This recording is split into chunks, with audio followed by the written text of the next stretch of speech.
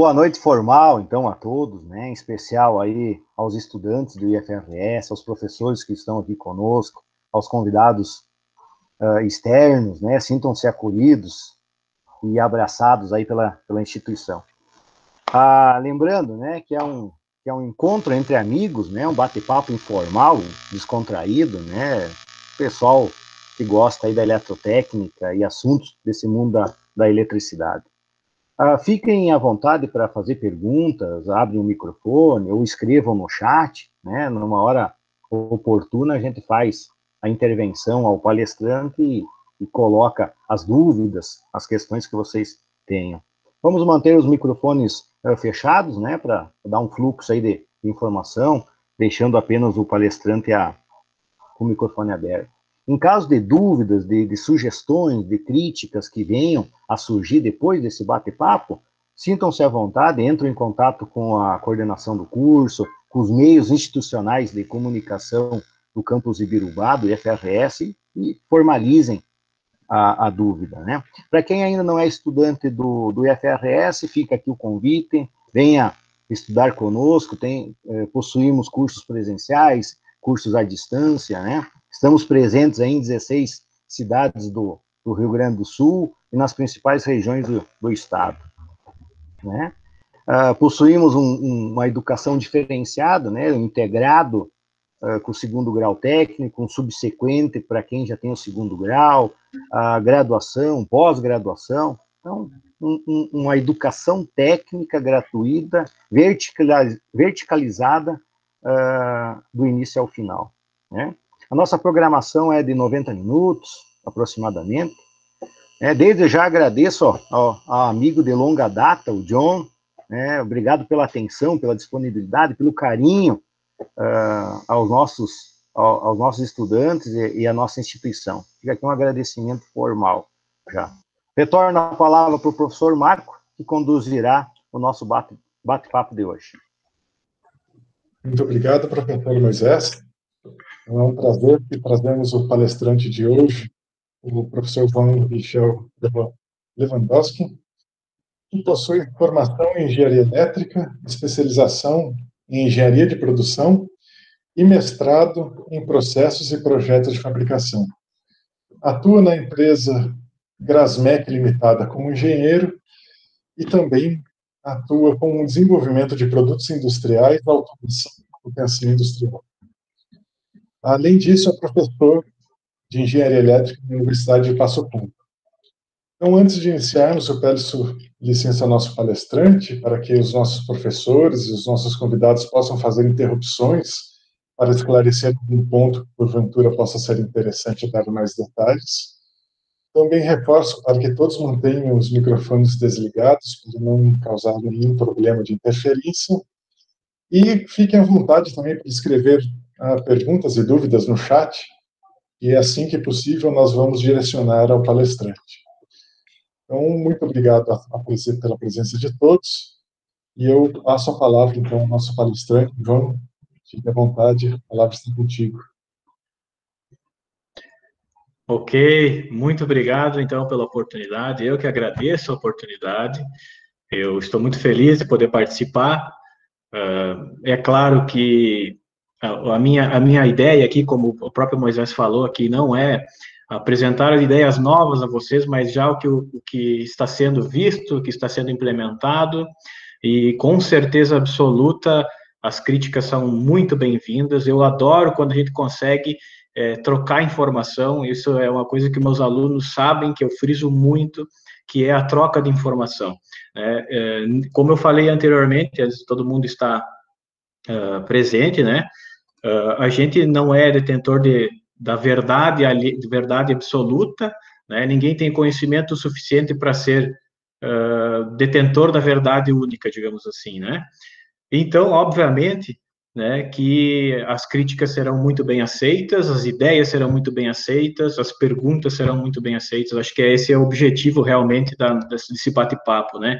Se fala palestrante, mas eu sou um mero, digamos assim, atravessador de informações para que a gente possa, então, gerar aquela dúvida dentro da mente para poder, né, questionar, para poder ter aquela assertividade de que as coisas, né, podem ser conhecidas, absorvidas por nós. Isso é a coisa mais, que eu acho mais emocionante, mais encantadora do ser humano. A gente consegue absorver conhecimento e melhorar esse conhecimento, né? É o único animal, o único ser vivo que consegue absorver e transformar esse conhecimento tão rapidamente, né? E a gente precisa fazer desse dom algo que seja bom para todos, né? Então, a tendência é que a gente sempre melhore e busque a melhora. Bom, eu vou compartilhar com vocês aqui uma apresentação, só deixa eu minimizar aqui. Bom, como vocês podem já vão estar vendo, a minha linguagem vai ser bem coloquial, vai ser algo bem rotineiro, né? Eu não vou aqui me atrelar a palavras difíceis, eu não vou me atrelar a tentar, digamos assim, inserir coisas que não sejam absorvidas por vocês. Então, a minha ideia é exatamente fazer com que vocês entendam. Eu não sei se vocês estão vendo, Moisés, tu pode só dar um feedback para mim se está aparecendo bem a apresentação aí? Tranquilo. Tranquilo. Tá? Apenas John, lá embaixo é ocultar lá, tem uma barrinha azul. Beleza, eu não tinha visto ainda. Aí. Ótimo. Beleza, então, eu já fui apresentado, tá? Mas eu coloquei uma telinha aqui, não se assustem com a foto, tá? Não precisam desligar, não vai queimar, acredito eu, o display, espero, né? Mas se aparecer manchas ali, foi a minha foto. Então, como o Moisés e o professor já me apresentaram, eu sou formado desde 2010 lá na Universidade de Passo Fundo, então conheci o Moisés. Depois disso, já um mês depois de formado, já fui convidado para ser professor do ensino técnico lá.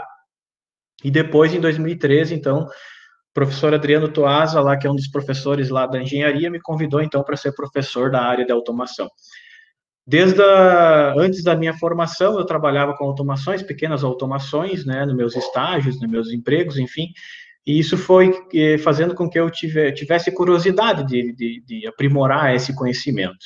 Então, depois de formado, né, continuei trabalhando nessa área e procurando sempre melhorar nos âmbitos da automação. Eu me considero hoje um engenheiro que está finalizando, digamos assim, a parte inicial de um sistema autômato, né? Existe tanta coisa, existe tanto conhecimento, existe tanta transformação nessa área que é praticamente impossível você estar sempre atualizado, tá?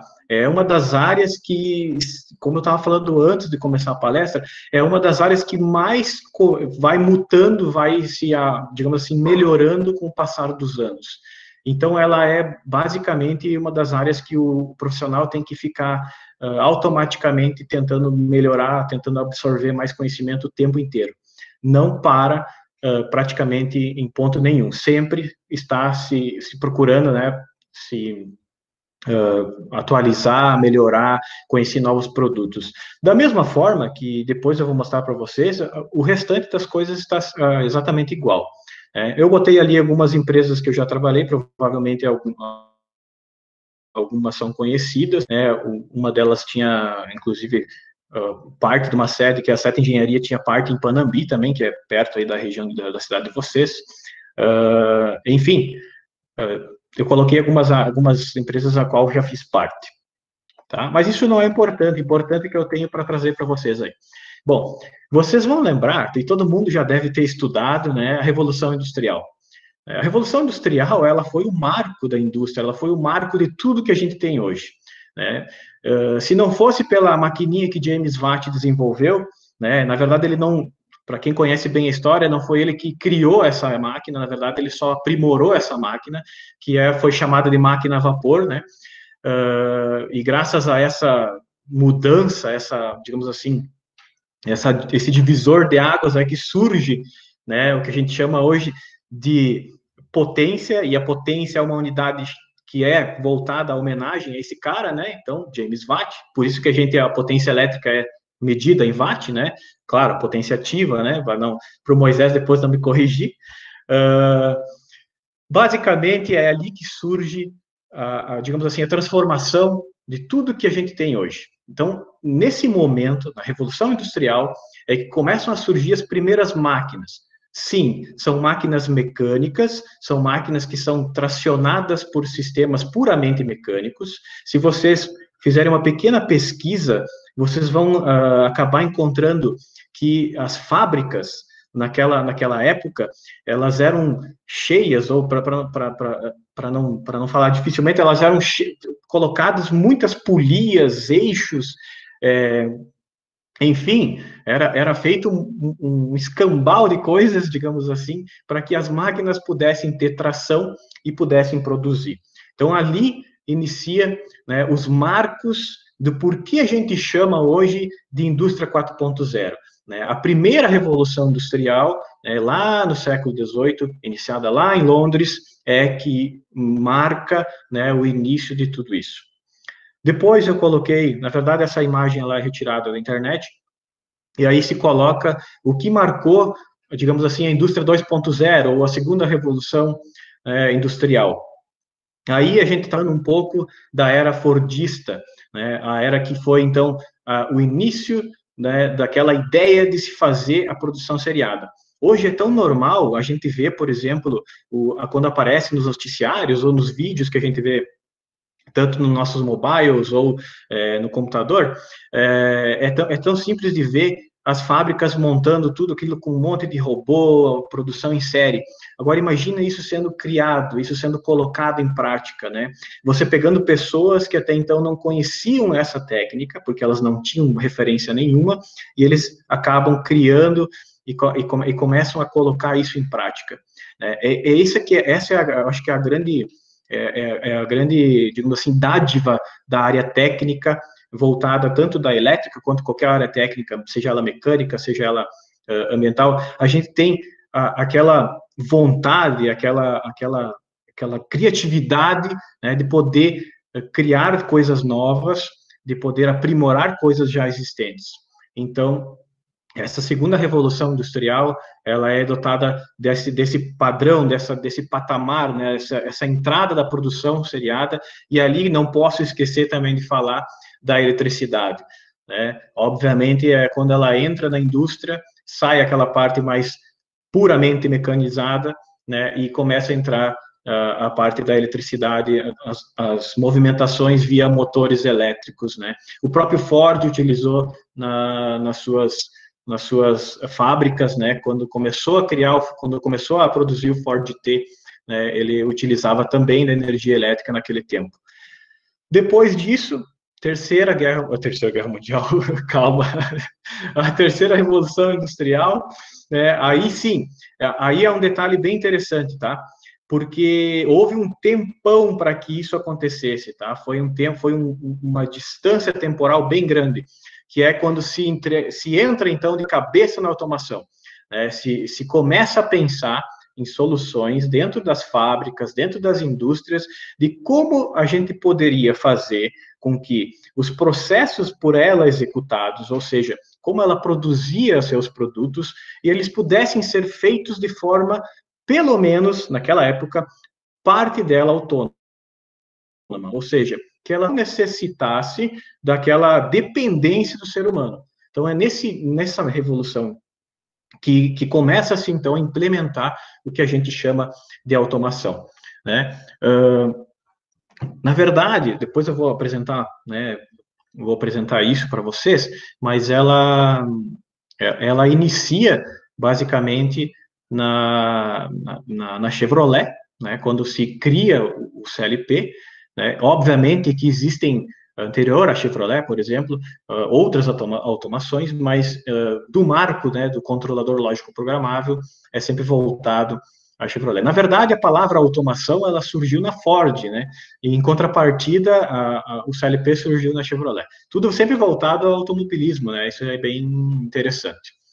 E hoje, então, desde 2000, se eu não me engano, 2011 ou 2013, se não me falha a memória, lá na Alemanha, aparece uma nova palavra, né, chamada de indústria 4.0. né? Para variar, né, eu sempre falo, né, com quem eu converso, com quem eu troco ideia, sempre eu digo, para variar, alemães, né? Ou seja, um povo extremamente tecnológico, voltado a melhorias, né, a criações. No entanto, que hoje as melhores marcas, tanto sendo eletrotécnico, tanto sendo na parte eletrônica, ou na parte da automação, as melhores marcas são sempre referenciadas, né, à Alemanha. E essa revolução, então, ela se iniciou, ela não findou ainda, obviamente. Já se fala em alguns locais em indústria 5.0, mas eu acredito que isso ainda demore um bom tempo para aparecer. Moisés, eu só quero que tu, para não ficar, quem sabe está aparecendo palavra no chat, mas para mim não está aparecendo, tá? Porque eu tive que colocar em tela inteira. Então, qualquer coisa tu me interrompe, tá? Que aí eu vou lá no chat e vejo o que está acontecendo. Sim, sim, senhor. Sim, senhor. Tá bom, obrigado, Moisés. E essa revolução 4.0, essa indústria 4.0, né, essa quarta revolução industrial, ela tá aparecendo aqui no Brasil, um pouco tardio já, mas ela está sendo inserida. Existe muita informação sobre a indústria 4.0. O que é útil e o que não é útil? Bom, eu acho que isso depende muito do que você está procurando, né? Se você quer informação sobre essa revolução industrial, muitos materiais, assim, coisas de penca, como dizem no linguajar mais nato aqui do Rio Grande. Mas quando a gente quer uma coisa mais técnica, mais voltada, assim, como eu tenho que utilizar, aí a coisa começa a ficar um pouco mais escassa, porque são informações que ainda estão sendo trazidas, inclusive, para o Brasil.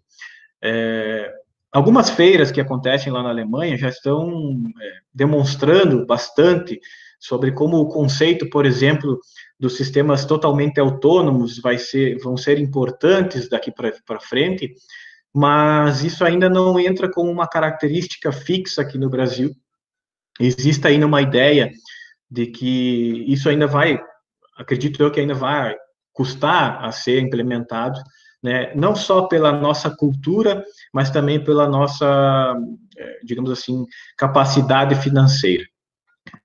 Bom, e aí eu volto um pouquinho para o contexto, para vocês entenderem o porquê a gente chegou nesse ponto, né? Aqui eu coloquei algumas imagens sortidas, né, de coisas que a gente viu evoluir com o passar dos anos. E eu acho que o mais engraçado e o mais interessante deles, e acredito que o mais velho deles aqui também, é o telefone, né? O telefone, então, ele vem evoluindo dia após dia, ele vem sendo aprimorado, melhorado. E quem viveu épocas, digamos assim, de 20 anos atrás, vê o tamanho da tecnologia que está embarcada hoje, com o que estava há 20 anos atrás, digamos assim, é um salto gigantesco. Hoje, o celular, na verdade, ele não é mais considerado algo para você fazer uma ligação, na verdade, é uma ferramenta. Né? Ele é uma ferramenta do qual, por exemplo, quem trabalha com manutenção, quem trabalha com instalação, necessitou de alguma documentação, necessitou de alguma informação, puxa pelo celular. Então, eu sempre friso que o celular ele é uma ferramenta poderosa, desde que a gente saiba utilizar. A mesma coisa eu coloquei do computador, né, que veio evoluindo bastante. Hoje a gente tem computadores com grandes capacidades, né, com um sistema de processamento rapidíssimo, né, coisas que um tempo atrás não eram assim.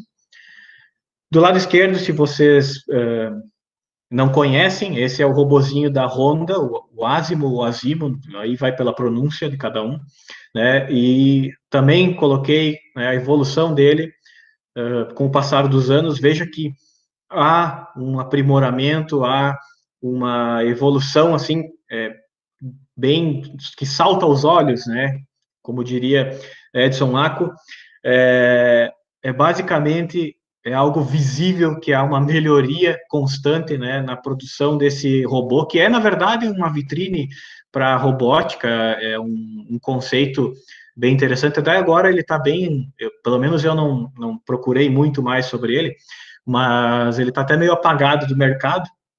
Não vi mais ele fazendo demonstrações assim, que a Honda fazia muito, focava muito nisso, para provar que é possível, dia após dia, melhorar, né, os conceitos, né, da robótica. Isso é muito, muito voltado à indústria 4.0.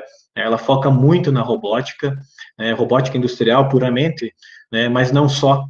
E o conceito, né, de robótica que a Honda traz é bem interessante, né, a melhoria que ela traz com o passar dos anos. E ali embaixo, né, para os grandes jogadores de videogame, é um Atari, né, tá até de formato desenho, e agora o Play 5, né, que eu acho que foi lançado não faz muito, né, isso também é um salto gigantesco, né. Lembrando que o Atari, se eu não me engano, se eu estiver mentindo, alguém pode me corrigir, eu acho que ele era um sistema de 8 bits, eu acho, ou 16 no máximo, né? E para nós era, bom, para quem jogou na época era coisa de outro mundo, né? Você poder jogar um videogame na TV, você poder colocar na TV um negócio que obedecia teus comandos, né?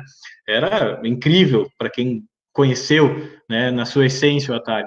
Hoje não se fala em outra coisa que os lançamentos de novos videogames, né, para, digamos assim, contextualizar com a gurizada aí, né, justamente porque nós temos um avanço gigantesco, né, imagens realísticas, o processamento rapidíssimo, jogos online, que você tem velocidade de troca de informação gigantesco, né, e aí a gente pode se perguntar o que isso tem a ver com isso 4.0? Tem tudo a ver com 4.0.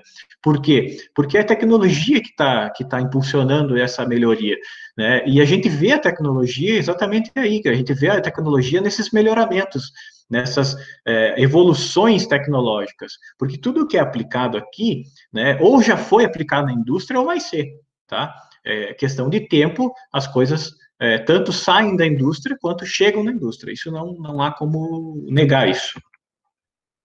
Aí voltei um pouquinho também para contextualizar o quanto a gente evoluiu em termos, né, de controladores, né, que digamos assim que seria o coração das automações, né, visto que, né, a indústria 4.0 ela é aquela ideia de contemplar as automações e trocar informações para que tudo dentro da indústria possa, digamos assim, se interconectar, possa gerar informação, né, possa, digamos assim, fazer com que a informação gire de modo, né, bidirecional em todo o tempo, né, e a toda hora.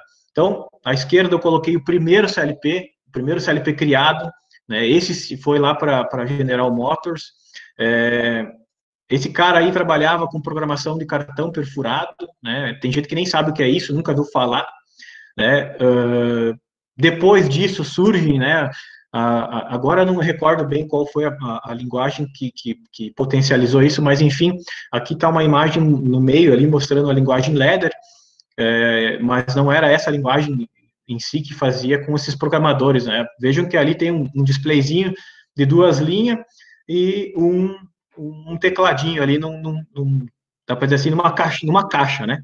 Isso aí fazia programação de CLP. Então, não há como comparar uma automação daquela época com a de hoje. Eu sempre falo com pessoas que trabalharam com esse tipo de periférico, e eles sempre me diziam, bah, se a gente errava uma linha na metade do programa, tinha que apagar e começar tudo de novo. Imagine você hoje fazendo, sei lá, um texto, escrevendo um texto, um trabalho, tu errou uma vírgula ou errou uma palavra, tu tem que apagar tudo e começar de novo. Né? Praticamente desanimador, né? E era isso que tinha que ser feito. Né? Então, veja que a evolução, ela vem vindo, e vem cada vez mais melhorando. A ideia é o quê? Fazer com que as coisas fiquem fáceis, tanto de se entender quanto de se fazer. Moisés, tu abriu o microfone ou não? Parecia que era tu. Enfim, coloquei aqui uma imagem tanto do CLP da Siemens aqui embaixo e do computador industrial.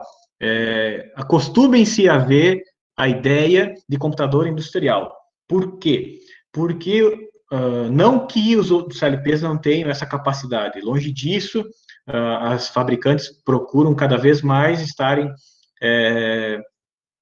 digamos assim, atualizadas, botando novas tecnologias, mas se fala muito na computação industrial porque ela facilita a troca de informação e ela é, entre aspas, tá? Entre aspas, ela é muitas vezes mais barata, tá? E eu falo entre aspas porque depende muito da situação, tá? Não dá para a gente pontuar algo, depende muito da ocasião, do que vai ser feito, de quais ferramentas que vão ser utilizadas, enfim. Mas a computação industrial, ela é algo que está, digamos assim, desabrochando cada vez mais. E é esses caras, né, que são bastante responsáveis digamos assim, a utilização da indústria 4.0, principalmente lá dentro da Alemanha, né, que se tem bastante de informações quanto a isso, né, aonde os PCs industriais já estão mais inseridos. Estados Unidos também tem bastante PC industrial trabalhando, bastante PC industrial fazendo, né, essa conversa, digamos assim, tanto da parte administrativa com a parte mais funcional, mais fabril, mais chão de fábrica mesmo. Olha só, aqui eu acho que é o ponto crucial do que eu quero falar, né? Independente da área, seja ela a automação que eu estou focando mais hoje, seja ela qual for a área técnica, seja também de outras áreas, mecânica, enfim, o objetivo da indústria 4.0, em todas as áreas que ela vai ser inserida, que ela vai ter consequências, digamos assim, o objetivo é gerar, armazenar, otimizar e utilizar a informação. Por quê? Porque informação é, digamos assim, a dádiva das coisas, né? É como eu falei antes, a capacidade do ser humano pegar e absorver uma informação e transformar isso em algo que seja tanto prático quanto seja uma solução, isso não tem preço, né?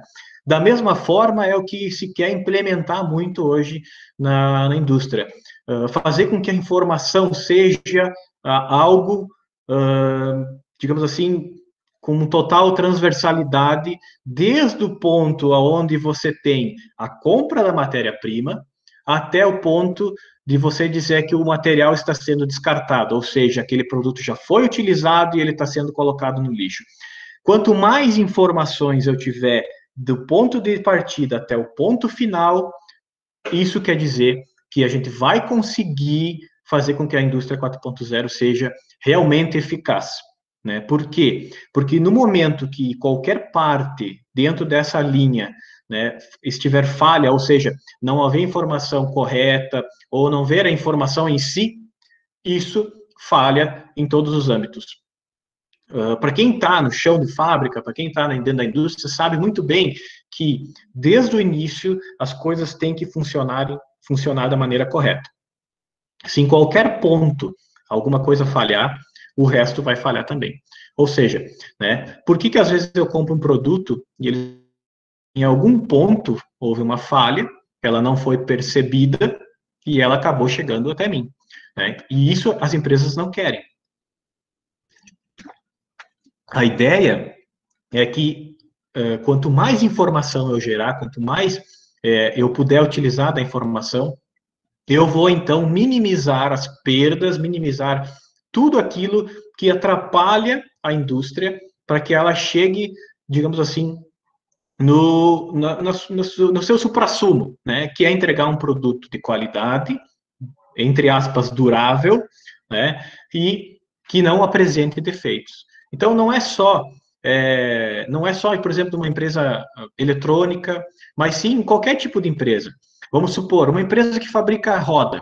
Se em algum momento uma solda que é feita nessa roda, por exemplo, ela for falha, e essa informação não for passada para, por exemplo, um sistema de qualidade ou para um retrabalho, essa roda vai sair como uma roda boa, vai chegar num equipamento agrícola ou num carro, no momento que o dono ou o cliente utilizar, ele vai acontecer a falha. Só que essa falha, ela pode ser tanto algo que não seja perceptível, por exemplo, acabou quebrando a roda, vamos trocar ela. Ou como pode gerar uma catástrofe, um acidente, uma morte, etc. Por isso que é bem importante que se tenha a noção de que a informação ela é algo crucial dentro de qualquer de qualquer indústria, de qualquer fábrica e de qualquer lugar, né, obviamente. E aí eu coloquei aqui, não, claro que eu não é tudo sobre a automação, mas é algumas coisas. E coisas bem importantes que estão atreladas à indústria 4.0. Tá? Eu começo citando aqui o sistema mesa, aqui à esquerda, né, que é Manufacturing Execution System, que é basicamente, para ficar bem entendível, assim, é o controle da produção. É como eu consigo controlar a produção, como eu consigo gerar informação de que a produção está correta, de que ela está sendo eficaz, de que ponto é um gargalo lá, onde é que as coisas estão parando, por exemplo, né, para ficar mais entendível, inclusive, qual é a máquina, por exemplo, que apresenta menor eficiência energética e qual é a que eu tenho que fazer um retrofit, quem sabe, fazer uma reformulação dessa máquina. Então, tudo isso é o sistema MES que procura. Ele já está bastante, em algumas empresas, tá, ele já está bem avançado, mas em muitas empresas, principalmente na nossa região, ainda nem se fala nisso. Se pensa, se tem ideia, mas não há ainda, digamos assim, inserção. Claro que empresas de menor porte, empresas, quem sabe, não têm uma capacidade ainda de se inserir em tecnologia, mas ainda há a deficiência. Depois, eu coloquei aqui o sistema ERP, tá? Veja que ele já está dando uma ideia, desculpe, ele está dando uma ideia do que ele faz, né?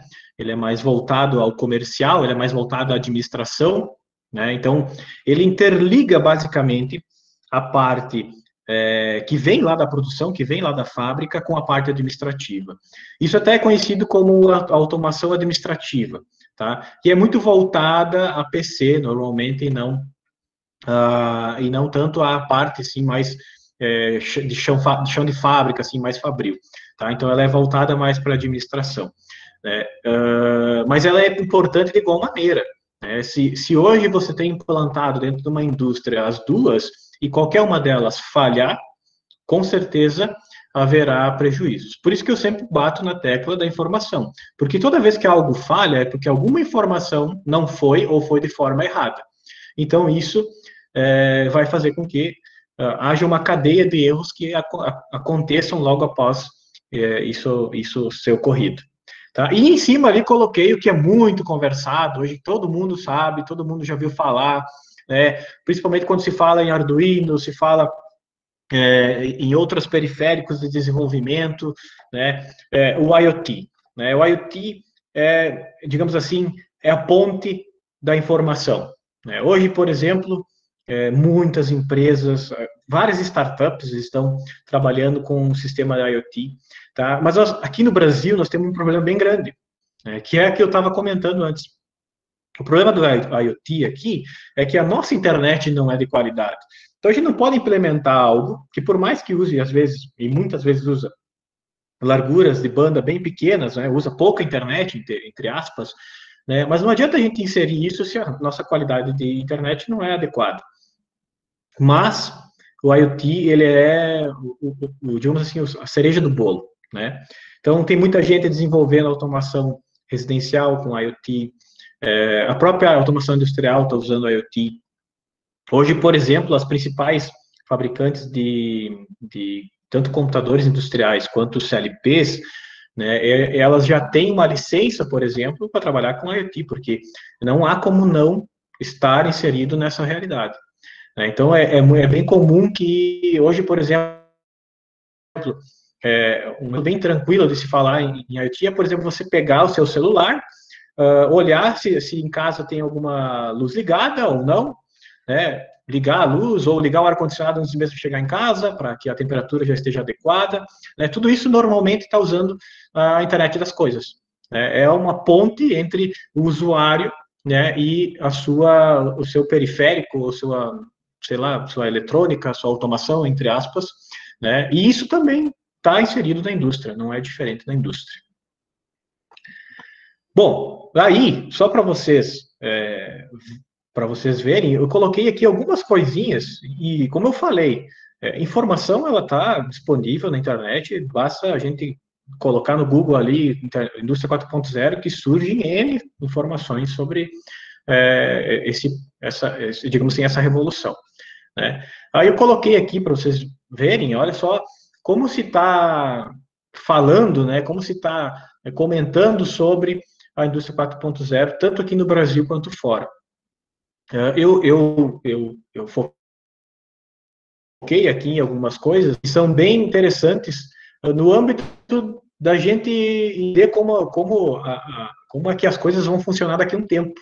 Porque eu não posso dizer hoje, né, sendo sincero, que o Brasil já é a realidade com a indústria 4.0. Não, a gente está muito longe disso, né? Existe ainda muita tecnologia que tem que ser implementada. É algo relativamente caro, tá? Por isso que as coisas ainda não, digamos assim, não estão totalmente desembrulhadas, né? E acho que ainda vai um tempo para a gente ver isso funcionando. Mas, né, o que eu coloquei aqui é bem interessante e acho que depois até pode ser comentado isso, pode ser trocada a ideia sobre essas informações.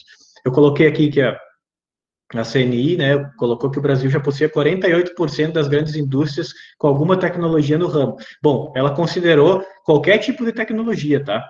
Então, quer dizer, é fácil você dizer que tem metade das indústrias com indústria 4.0, mas não adianta ser uma indústria que tem lá um aplicativo no celular que faz ligar uma máquina. Não, isso para mim não é você estar inserido na indústria 4.0. Né? Você está inserido na indústria 4.0 é algo um pouco mais, digamos assim, complexo. Né? Realmente você, por exemplo, tem informação de que aquela peça que tu produziu, o que ela gastou de ferramenta, quanto tempo ela ficou dentro da fábrica, que tipo de material foi usado, né? Isso sim, isso já é um avanço tecnológico.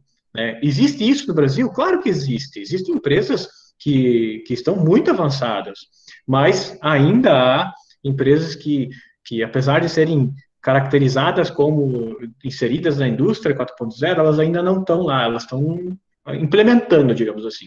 Né? E eu pego um exemplo de alguns alunos, ex-alunos meus, que trabalham em frigoríficos, principalmente, né, na região ali de Passo Fundo, e eles sempre comentam, se quer muito inserir a indústria 4.0, só que o preço dela ainda está bloqueando, né, e agora, com certeza, com o agravante, né, que o dólar está bem alto,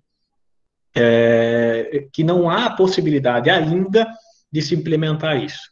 Aos poucos está sendo colocado, né, mas não há ainda uma, digamos assim, finalização, né, dessas implementações. Depois coloquei aqui, segundo o Conub é uma empresa, tá? Ela até tem, eu coloquei ali um link, depois a gente pode até olhar. Ela botou aqui que apenas 25 países já conseguem desfrutar desse benefício. Ou seja, veja bem, com certeza, né? E não é menosprezar a América do Sul, mas a gente não está inserido nisso. Tá? Por quê? Porque tem países que têm muito mais poder aquisitivo, que as coisas estão muito mais avançadas, e com certeza esses 25 países, né, são os que já são realmente, né, digamos assim, em termos de automação, bem avançados. Né? Eles já estão inseridos nessa realidade. Né? Obviamente, a Alemanha, Japão, a própria China, Estados Unidos, Inglaterra, esses países, obviamente, que têm mais poderes aquisitivos, né, que conseguem fazer com que as mudanças geradas sejam implementadas rapidamente. Empresas que já possuem tal tecnologia obtiveram de 15% a 25% de melhorias em eficiência de produção. E eficiência de produção não é só você produzir mais, tá? É você produzir melhor, é você usar menos energia para isso. E isso é um âmbito muito focado hoje nas empresas. Você produzir mais gastando menos energia. A energia ainda não é cara, mas ela vai se tornar. Né? Ou seja, a ideia é que toda a eficiência ela seja sempre maior e maior e maior. Né? Para quem trabalha no ramo de manutenção elétrica, por exemplo, antigamente a eficiência do motor chegava no máximo 60%. Né? Hoje você tem motores de alto rendimento que está batendo a casa dos 90%, se não tem demais já. né? Motor de indução, motor que tem escorregamento, motor que gera bastante perda mecânica, né? Então, veja o quanto a gente está avançando em termos de eficiência energética, né? E essa eficiência energética, ela vai refletir na eficiência da produção, né? Se eu tenho uma melhor utilização da energia elétrica, isso quer dizer que eu estou aproveitando na construção de uma peça, na produção de uma peça, aquela energia que eu estou utilizando, ela está sendo melhor aproveitada para mim executar isso. Então, tudo isso reflete, né, tanto na produção quanto no lucro que a empresa busca, né, e também, e não só, né, na eficiência energética, e obviamente que isso vai refletir também das manutenções, né. Quanto mais eficiente for o equipamento, menos tempo de setup, enfim, né, há um leque para falar gigantesco, né, não quero ficar tanto tempo nisso também. A certa preocupação para os profissionais, tá? Eu quis tirar aqui, porque na reportagem estava falando profissionais da área elétrica, tá? Mas não vai ficar só restrito a nós da área eletrotécnica ou da área elétrica. Por quê? Porque até mesmo o contador da empresa, né? Até mesmo a secretária lá na frente que atende os clientes, eles vão estar inseridos na indústria 4.0. Então, não adianta dizer que só os mecânicos, só os eletricistas, né, que vão sofrer com essa mudança. Não, ela vai ser global. Todo mundo que está inserido na indústria vai receber, nem que seja respingos dessas atualizações. E aí eu coloquei algo bem interessante, ó, profissionais que já buscam o conhecimento na área têm a tendência de ser líder, tá? O que eu quero dizer com isso? Independente da área que você trabalha, independente da área que você vai estudar, que você vai se formar, quando você busca, né, a atualização, quando você busca se inserir no que vai ser, né, o que vai ser o futuro, digamos assim, o que vai ser o presente já dá para dizer que já é presente, né, com certeza você se destaca, porque muita gente lá dentro ainda não entendeu que precisa melhorar, que precisa avançar, que precisa se atualizar para se manter dentro desse mercado. Então, aquelas pessoas que buscam, né, melhorar o seu conhecimento, buscam se atualizar, né, antes das outras pessoas, elas vão ser sempre, né, melhor visadas no mercado. Isso não só na área, em qualquer área, obviamente, né? E não precisa dizer só na indústria, né? Em todas, seja no comércio, seja em autônomo, tudo isso é sempre verdade quando se fala em se buscar conhecimento. Obviamente, muito mais para quem está inserido no ramo da eletricidade ou no ramo da automação hoje. A área elétrica, como um todo, terá grandes modificações, o que poderá também forçar profissionais a se atualizarem, que eu estava falando, né? Aquele cara lá que acha que sabe tudo, que está lá desde que faz 20 anos que ele trabalha com isso, não vai ser agora que vai mudar, vai chegar num ponto que ele vai ou se atualizar ou ele vai jogar a toalha, né? Por quê? Porque as coisas estão mudando bastante. Se você pegar, por exemplo, para ter uma ideia, né, só o que a manutenção vem evoluindo com o passar dos anos, você já vê que o que eu estou falando é verdade, né? Você já dá para ter uma afirmação do que eu estou, né, colocando aqui. Eu vou tentar abrir aqui os links, espera aí. Ele não vai me deixar, eu acho. Enfim, depois eu abro aqui para a gente verificar depois ali mais adiante. Porque se eu colocar aqui, não vai deixar. Depois, quando eu finalizar, eu volto nesses links para vocês verem. E eu coloquei, para não me estender demais, eu coloquei aqui algumas considerações, né? Porque eu acho bem interessante, seja de qual área você for, seja formado ou não, né? Seja alguém que trabalha na área ou não, alguém que vai começar um curso ou que já finalizou, né? Isso aqui sempre vai ser importante, né? E eu não tô relacionando a nossa área em termos, né, eletrotécnica, mas sim a tudo, né? Exatamente tudo. É o profissional que se busca no futuro, né? Ainda não dá para dizer no presente, porque ainda há muita coisa que a gente, né, principalmente nós cidadãos brasileiros, precisamos melhorar. E o primeiro item ali é um deles, crucial. Eu vejo muita gente relutante a isso, mas só para você ter uma ideia, é uma coisa bem, digamos assim, a gente tem até uma rivalidade com esses caras, mas na Argentina, o percentual de pessoas que já falam outro idioma é muito maior que o do Brasil. E se a gente for ver economicamente, a Argentina está atrás da gente. Então, a gente não pode ficar atrelado às nossas culturas, dizer assim, não, quando o cara vir lá da Alemanha para cá, ele que fale português. Não, isso não existe. Se você sair do Brasil, se você tiver a maravilhosa oportunidade de conhecer indústrias fora do nosso país, seja lá em qualquer lugar, seja Paraguai, Uruguai, Argentina, Inglaterra, Alemanha, sei lá, África do Sul, que é uma das que a gente julgava uma vez como um submundo, hoje está muito avançado em termos de indústria, vocês vão ver que as pessoas são fluentes em, no mínimo, 2 línguas. Eu falo no mínimo, porque na maioria dos países já são 3 línguas fluentes. A natural, né, seja lá qual for, e o espanhol e o inglês, para quando não se fala já, que algumas pessoas já sabem falar, por exemplo, o alemão fluentemente, o francês e o japonês, que é uma coisa que até às vezes fico meio de olho arregalado quando os caras estão fluentes em japonês. Os caras conversando com o pessoal lá da Toyota, o alemão falando em japonês como se fosse criado no Japão. É algo que eu fico até meio... Porque tu sair de uma língua alemã e passar para uma japonesa, olha, deve ser um sofrimento. Mas tudo bem. Proatividade. Por que eu coloquei a proatividade?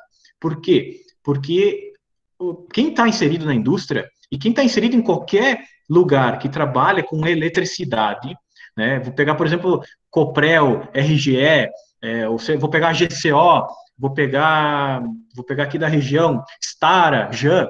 A gente sabe que a proatividade de qualquer profissional gera para quem é um gerente, para quem é um coordenador, gera retornos positivos. Por quê? Porque se você tem, por exemplo, uma parada de emergência, vamos supor que tenha, sei lá, queimado um fusível de média num poste residencial. A gente sabe que quanto mais rápido for consertado, quanto mais rápido for retomada a energia, menos incômodo vai existir, menos reclamações, menos pessoas com, digamos assim, infelicidade ou ligando para a concessionária, e tudo isso gera o quê? Gera um retorno positivo, obviamente. Pega uma empresa, quebrou um equipamento, quanto antes ele for consertado, antes as coisas começam a funcionar, antes as coisas começam a estarem normais. E isso é graças à proatividade. Né? Voltado, é claro, para aquele funcionário, para aquele profissional que enxerga o problema e que quer resolver. E não aquele cara que enxerga o problema e diz assim, isso aqui não é comigo. Vira as costas e nem passa a informação adiante. Veja bem, voltei a falar de informação. Né? Então, não existe você separar essas coisas quando você está dentro da indústria ou até mesmo fora. Né? Exatamente, toda uma cadeia que está sendo gerada. Saber trabalhar com equipes. Olha só, uma vez se falava, né, e eu acho bem interessante isso, uma vez se falava que tu tinha que aprender a trabalhar em equipe da mesma função. Você tem que se dar bem com o seu colega de manutenção. Hoje já não é mais assim. Hoje você tem que se dar bem, tem que ser um cara, né, que tenha tanto proatividade quanto a capacidade de se relacionar com pessoas que não são da mesma função. Né? Por quê? Porque isso tudo está envolvido dentro de um âmbito, né? E, obviamente, quanto mais eu conseguir trocar informação com outra pessoa, que não é da minha área, mais eu estou aprendendo também, mais eu estou absorvendo conhecimento e vice-versa. Né? Aquela história lá de que você não pode passar algumas informações, obviamente que tem informações que não pode passar, mas em termos, algumas coisas até, entre aspas, coloquiais, né? A gente, eu não vou falar para ele que aquele fusível está queimado, por exemplo. Né? Isso não tem porquê, não tem porquê, é um preconceito que existe na gente mesmo, né?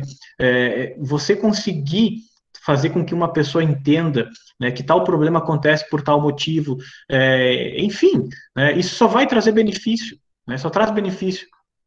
Então, você conseguir trabalhar com uma equipe, e principalmente que não seja da sua área, né, isso vai te gerar retornos para você mesmo, não só para quem está do teu lado, mas para ti também, porque alguma informação sempre vai chegar para ti, e se você tiver, digamos assim, a vontade de aprender em outras áreas, você vai absorver esse conhecimento.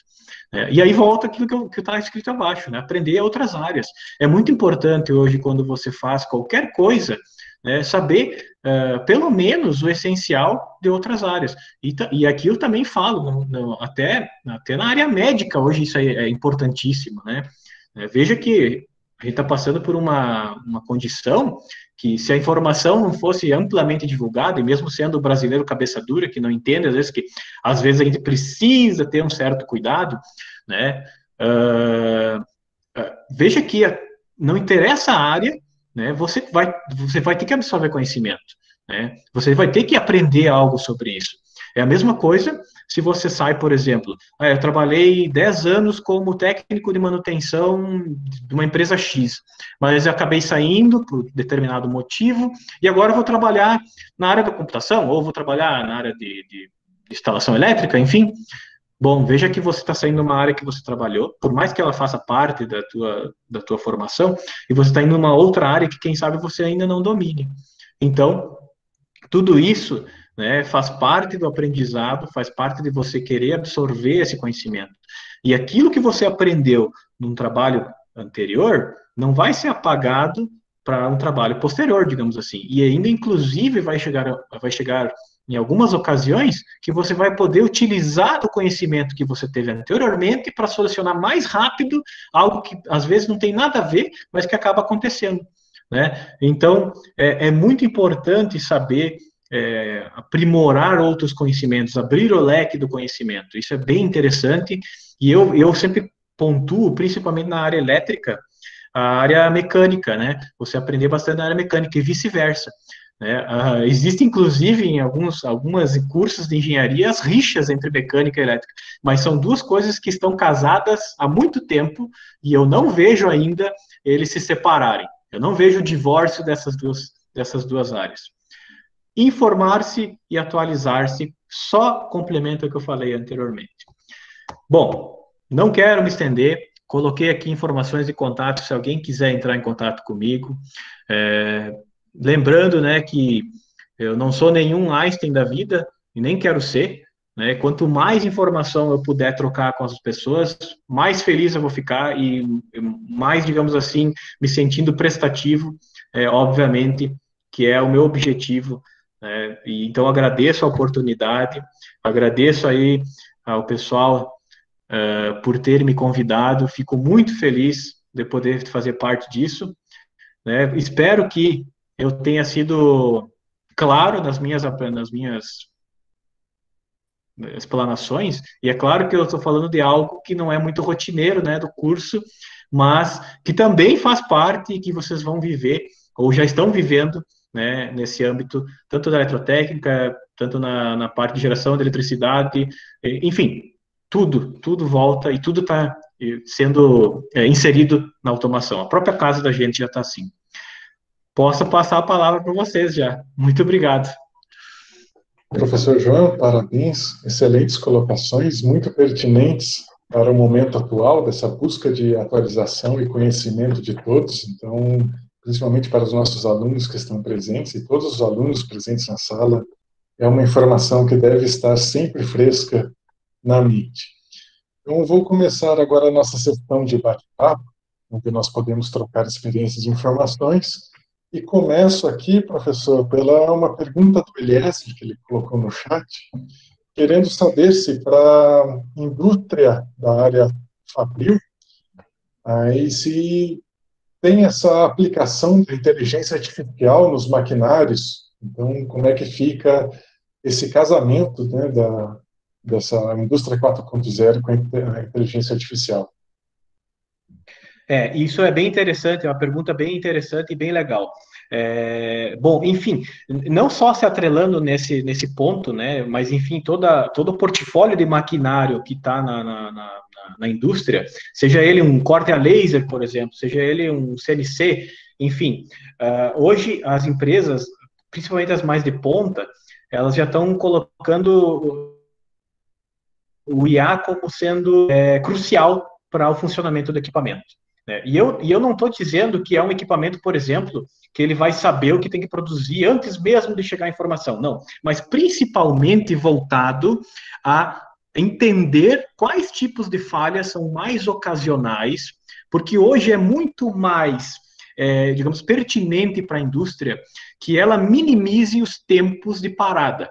Então, o principal motivo, a função, digamos, hoje, de um equipamento que tem inteligência artificial, ele é quase 90% voltado a reduzir falhas e que ele possa aprender, por isso que tem aquela linguagem de learn machine, que ele possa aprender que se ele pegar uma ferramenta, por exemplo, pegando um CNC, né, e ele usar aquela ferramenta de forma inadequada, ele vai acabar ocasionando a quebra da ferramenta, etc.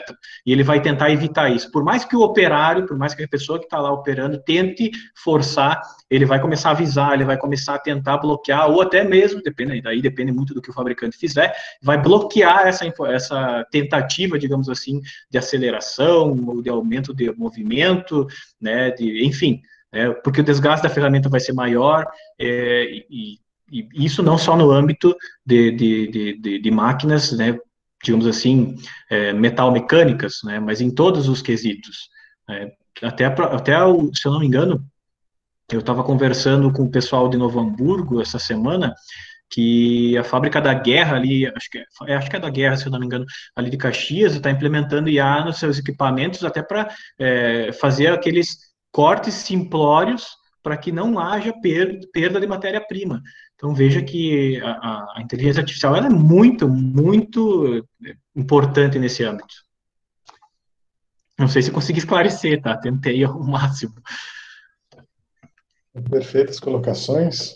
Pessoal, fiquem à vontade para fazer perguntas, trocas de experiências e informações. Esse é o nosso momento do bate-papo, realmente. Então, fiquem à vontade. Caso queiram ligar o microfone, não há problema. O Renato Marques coloca uma pergunta aqui. Como podemos resolver um problema o mais rápido possível para não perder tempo e voltar ao funcionamento normal? Por exemplo, um robô de solda. Isso também é bem legal essa pergunta. Bom, para frisar o que ele falou, isso é o que a empresa busca, né? Quanto menor o tempo de parada por erro, por manutenção, por falha, melhor, porque a produção retorna à sua normalidade, tá? O que se faz normalmente? Bom, eu não sou expert em manutenção, apesar de trabalhar também muito, principalmente em manutenções mais corretivas do que preditivas ou preventivas, tá? Mas, pensando no robô de solda, né? Normalmente as falhas que ocorrem, elas são, digamos assim, repetidas, né? Normalmente acontece uma falha, essa falha, vamos supor ali, um sensor não fez a leitura correta de posicionamento e acabou que o robô se perdeu lá, parou. Beleza. Normalmente, se você fazer o conserto e não documentar, não atualizar o seu sistema de manutenção, lá, principalmente aqueles que utilizam de software, no momento que ocorrer a mesma falha, possivelmente você, primeiro, não vai detectar de forma, digamos assim, eficaz, ou seja, isso já aconteceu, a não ser que você realmente já tenha notado que isso tenha acontecido e você mesmo tenha ido lá, mas pega uma equipe de manutenção, por exemplo, e não é no teu turno, né? Se você não tiver essa documentação, se você não tiver essa informação, normalmente o tempo de parada é gigante, é maior, e às vezes ele pode se perdurar por não ter sido absorvida essa informação, tanto pela área de manutenção, quanto pela área informática, enfim, né, dos programas que utilizam, né, sistemas de manutenção.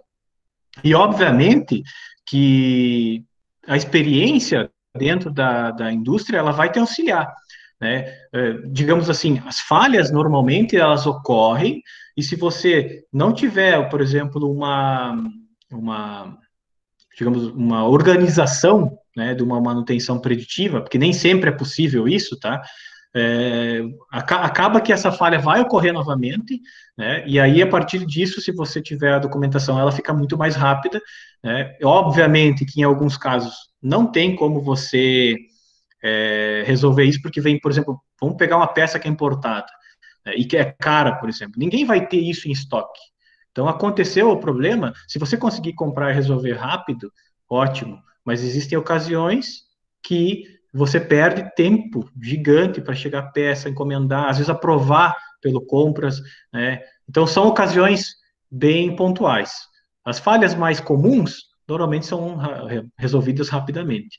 As falhas mais preocupantes, digamos assim, aquelas que não acontecem sempre, e principalmente aquelas que acontecem e somem do nada, essas são as mais traiçoeiras, né, no termos de manutenção.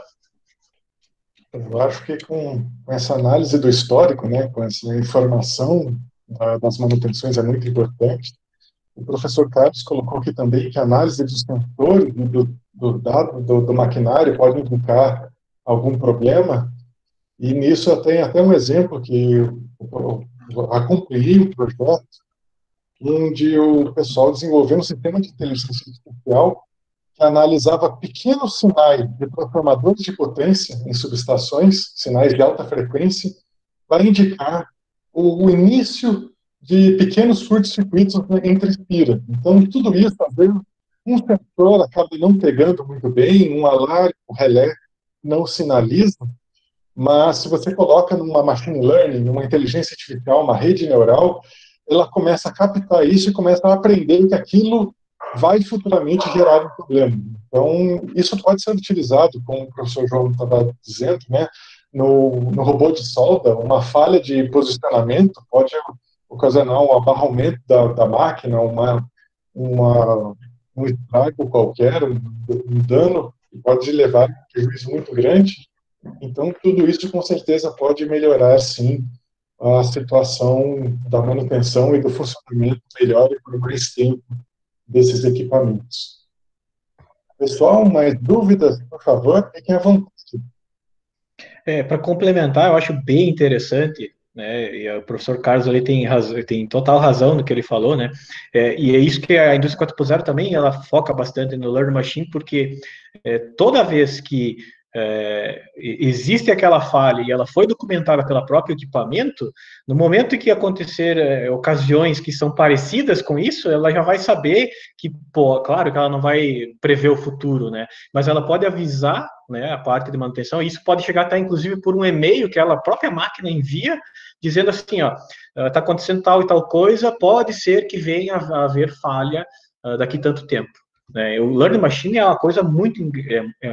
ela é complexa, mas ela é algo, assim, muito inteligente, muito interessante. E está sendo bastante implementado. A Home, se eu não me engano, está implementando muito isso nos seus CNCs, e é algo que é bem interessante, assim, em termos de produção, né? Porque o CNC é amplamente utilizado aqui na nossa região, né? Dessas questões que o pessoal acaba ficando com bastante medo no que fala de machine learning ou inteligência artificial é que a maioria não tem uma familiaridade com programação e acha que, nossa, isso é só para quem trabalha com computador, eu não tenho como conseguir fazer isso. Mas quando você começa a estudar essa área, quando você começa a ver que já existem muitas bibliotecas prontas, muitos programas que te auxiliam a projetar e a executar um sistema desse, então a própria Google com o TensorFlow, e existem outros sistemas Sim. que você não precisa mais tanto ser um programador para conseguir executar um sistema desse. Então, já tem essa tendência de cada vez se tornar mais um dia a dia a aplicação de inteligência artificial. Deixa eu ver aqui, o professor aqui, Fernando Rossetto, eu não sei se é professor, eu coloquei um título para ele que eu não tenho certeza. Então, ele pergunta como desenvolver a indústria 4.0 com os alunos na escola. Então, com certeza, os equipamentos são muito caros, né? Bem mais difícil conseguir aplicar isso na prática. Eu acho uma pergunta bem pertinente, principalmente na área da educação, a gente sofre bastante com isso. Mas há também o outro lado da moeda. Eu vejo, por exemplo, pelo próprio exemplo que você deu, e acrescento, por exemplo, o uso do Node-RED, que é da IBM, acho que é a IBM que criou, se eu não me engano. São ferramentas de indústria 4.0 que, apesar de não serem focadas exatamente na indústria 4.0, mas que podem ser utilizadas para isso. Então, você lá simular, por exemplo, uma informação e jogar essa informação na rede lá, né? E através do MQTT tu receber essa informação e, bom, beleza, ó, recebeu essa informação de que tal máquina está com falha. Isso pode ser criado em pequenos laboratórios, utilizando até o Arduino Nano, já vi. Claro, quando se trata, por exemplo, de instituição, para nós fica mais difícil, né? Vocês devem ter essa mesma realidade aí também, né? Que obviamente tem um custo de aquisição, não se pode trabalhar muitas vezes com softwares que os alunos baixam em casa, obviamente, né? Mas tudo aquilo que é gratuito pode ser feito uma pesquisa e pode se atrelar essas pequenas ferramentas que unidas podem formar grandes, digamos assim, grandes mudanças dentro da educação. E eu acho que isso vai tendenciar agora, né? Apesar de que muitas vezes as ferramentas elas são iniciadas de forma gratuita e daqui a pouco começam a ser cobradas, né? Por simplesmente um jogo de marketing, né? Mas graças a Deus ainda algumas, principalmente o Google, a própria IBM, eu vi algumas coisas do nosso agora me fugiu o nome do cara lá da Tesla, mas enfim, também proporciona algumas ferramentas gratuitas para que a gente possa trabalhar.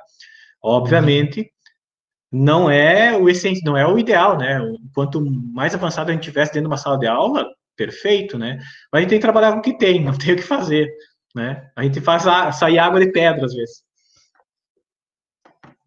Essa parte é muito difícil mesmo, colocar na prática coisas avançadas da indústria dentro de um ambiente educacional não é simples. O Renato Marques coloca mais uma pergunta aqui. Ele quer saber sobre a indústria 4.0, se ela consegue cuidar do produto desde o recebimento na logística até o carregamento e os segmentos desse processo. Sobre o processo como um todo dentro de uma indústria, se a 4.0 pode auxiliar. Eu acho, sim, que seria o ideal, digamos assim, você conhecer como um todo um processo produtivo, desde o seu início até o final.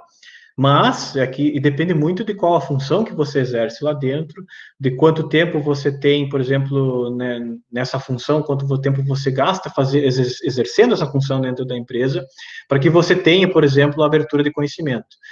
Segunda opção, nem sempre as pessoas que estão trabalhando com você vão possibilitar que você absorva esse conhecimento. Eles não vão te abrir as portas e digam assim, não, como é que funciona a compra aqui do matéria-prima? Não, a gente faz assim, assim, assado. Tem pessoas que, infelizmente, não vão passar esse conhecimento para você. É possível ir atrás? É possível ir atrás, bem tranquilo. Pode ser que você não consiga entender todo o processo produtivo, mas foque em alguma parte que seja mais importante para a sua função dentro da empresa, né? Acho que é bem interessante isso. Às vezes, por mais que a gente procure entender um processo produtivo do começo ao final, e isso, quem é da área da automação sabe muito bem que quando você pega um processo, você tem que entender ele da essência até a finalização, né? Isso é importante, mas nem sempre digamos assim, é palpável, né? E o que mais aqui, carregamento assim que se aplica em 2.4.0 seria um dos segmentos. Obviamente que você tem um conhecimento agregado sobre todo o processo de produção, te auxilia muito quando você começa a receber tecnologia dentro do processo de produção, né? E aquilo que eu falei, há dificuldade, mas ainda é palpável fazer isso. Eu não posso também, por exemplo, falar para ti, por exemplo, que dentro de uma GM você vai entender todo o processo produtivo, né? Existe muitos processos acontecendo lá, que só com um tempo grande dentro da empresa que você vai conseguir adquirir, e nem assim, às vezes, é possível, né? Existem coisas mais complexas que não cabem a nossa absorção, digamos assim, de informação. Mas, em termos, eu acho que é uma das coisas bem interessantes. Quanto mais você souber de um processo produtivo, consequentemente, melhor para ti, melhor para o que vem mais adiante, né? Dali a pouco você começa a trabalhar com outras áreas ali dentro também. Isso vai influenciar, obviamente, no teu posicionamento profissional. O Samuel pergunta qual é uma previsão aí, uma expectativa de tempo para a indústria 4.0 deslanchar aí e ocupar a maioria das fábricas. Isso tem que pedir para a mãe Diná, porque eu não vou conseguir responder isso, não. Né? Isso é muito volátil, né? É muito dependente, por exemplo, a coisa estava andando muito bem em termos de indústria, né? Ainda a gente tem, graças a Deus, a gente está com a indústria a todo vapor aqui, né? Mas devido ao que aconteceu, né, com essa pandemia mundial, você viu que todo mundo está percebendo que a inserção de dinheiro na inovação, na tecnologia, foi segurado, porque é um tempo diferente. Né? Você não pode arriscar o teu lucro, sei lá, tua empresa para desenvolver algo dentro de uma questão que não te traz certeza. Né? Claro que existem as oportunidades que são criadas nesse momento, mas não é geral, não é toda a empresa que vai conseguir fazer isso. Mas eu ainda acho que vai de 5 ou 6 anos, assim, para a gente ter realmente, assim, algo bem, digamos assim, já fixo, assim, dentro do Brasil. As grandes empresas, né, principalmente as multinacionais, elas conseguem, muito antes das outras, conseguir essa atualização, mesmo em épocas que a gente tem crise. Porque não depende só aqui de dentro, né? Não depende só de uma matriz aqui, numa cidade específica, mas sim de uma rede de empresas que estão espalhadas pelo mundo. Então, financeiramente é muito mais fácil. Né? Mas, oi? Desculpa. Agora, se tu pegar, por exemplo, pega uma empresa pequena, não tem como você investir 100% do seu capital em inovação tecnológica. Né? Então, obviamente, isso demora mais para empresas que não são de grande porte. Né? Isso leva um tempo, né? Tem que ter um tempo de conscientização das pessoas que decidem isso, ou a preparação das pessoas que vão implantar esses sistemas.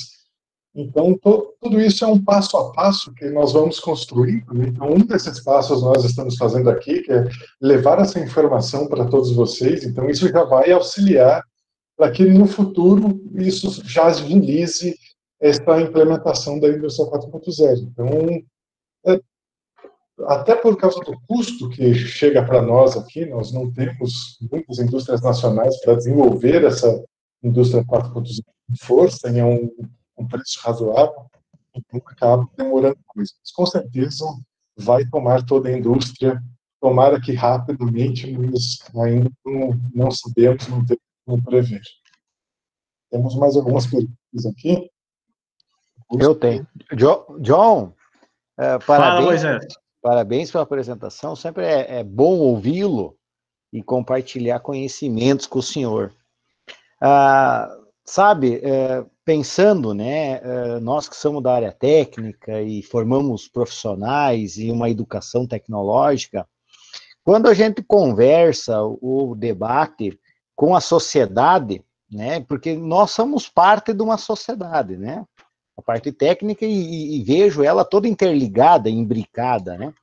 Quando nós conversamos com leigos que não são da área técnica, da área da automação, vem à mente da sociedade em geral, nos leigos, que a automação vai tirar o emprego, né, vai desempregar muita gente, vai tomar conta dos trabalhadores, vai substituir os trabalhadores.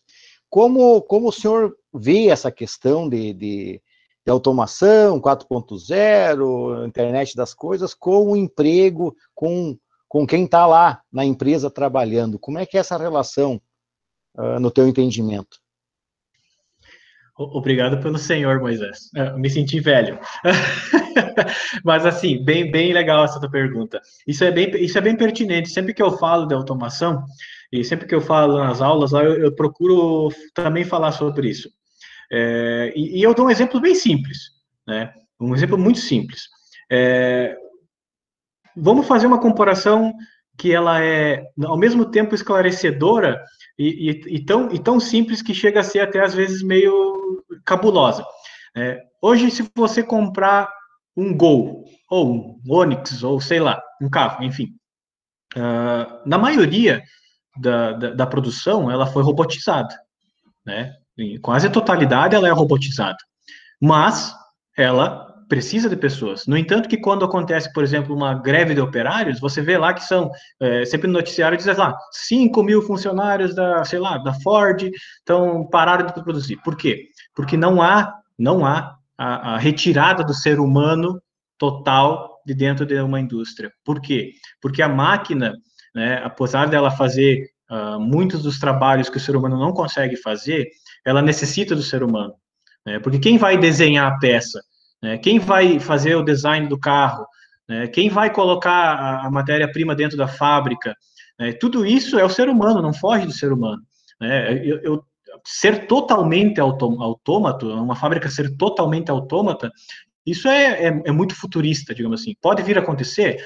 Eu não duvido que venha acontecer. Mas aqui, sei lá, 100, 200 anos, né? A gente já não vai mais estar aqui, digamos assim, né? E sei lá se os filhos da gente vão estar aqui.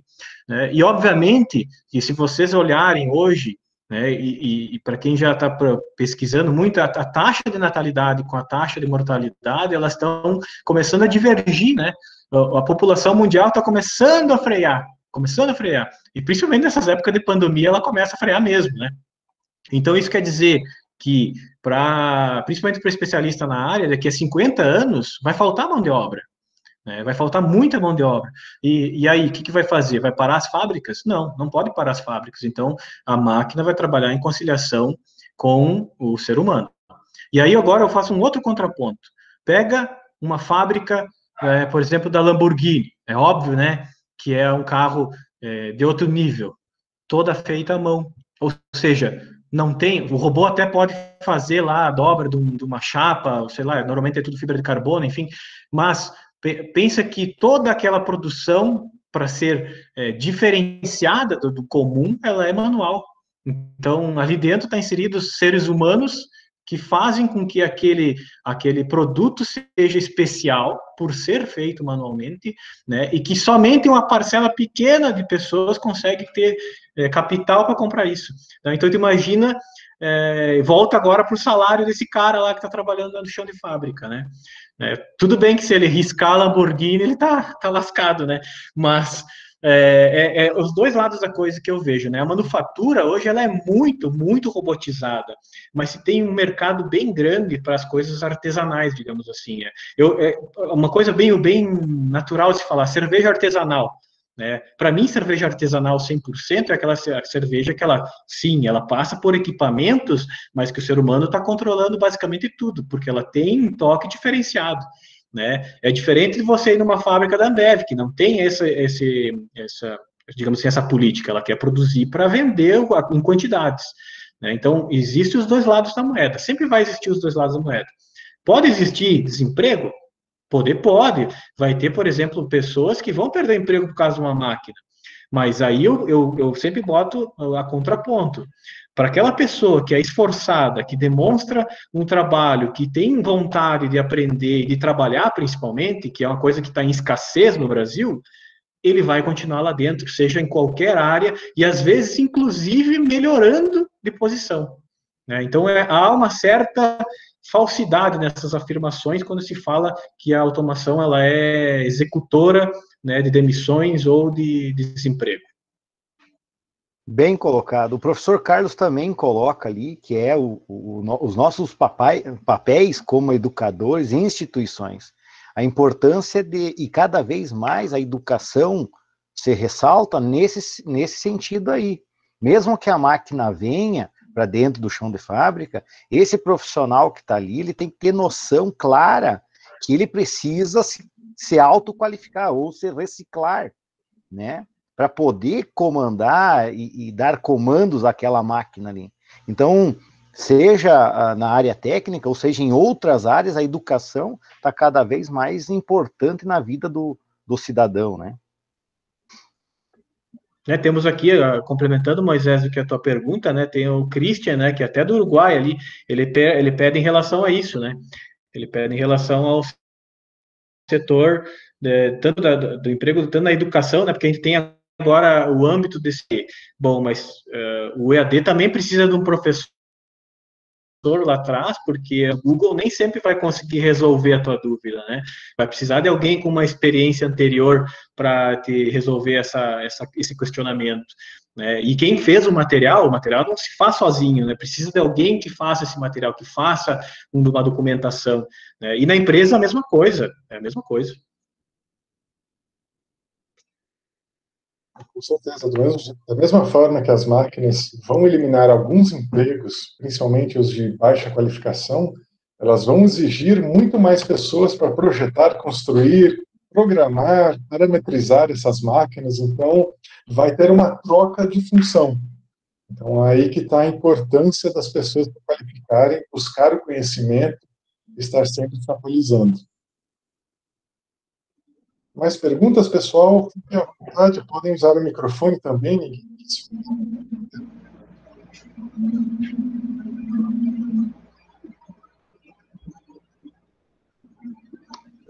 John, conversando um pouco sobre o nosso estado, né? Você que está aí no privado e tem essa possibilidade de andar pelo Brasil todo, e como o Rio Grande do Sul está nessa questão de indústria, de qualificação de profissional, de mão de obra, como o nosso estado do RS se encontra?